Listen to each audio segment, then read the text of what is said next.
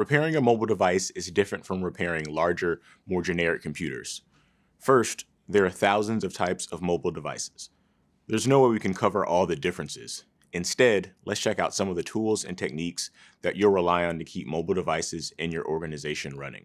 As an IT support specialist, you might receive training in this area and be responsible for repairing devices that your organization owns. Before you attempt any repairs, make sure you're familiar with your organization's policy around mobile device repair. Depending on the device, you may or may not be able to repair it on your own, but not so fast. Keep in mind that even when you can repair a device on your own, it will usually void the warranty.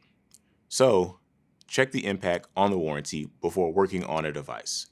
With specific training, you might be able to perform some repairs without violating the warranty of the device. For example, you might be allowed to replace a cracked smartphone screen without voiding the warranty, but you're probably not permitted to replace a damaged charging port. If you're not allowed to perform your own repairs, then it may be your job to send the device out for repair or replacement with an outside vendor or manufacturer. You should know and understand the Return Merchandise Authorization, or RMA, process for each device that you deal with.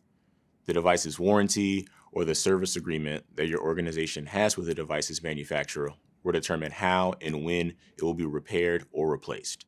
Depending on the device and your organization's policies, you might also need to make sure that there's no proprietary or personal data on the device before it's sent off for repair by doing a factory reset on the device.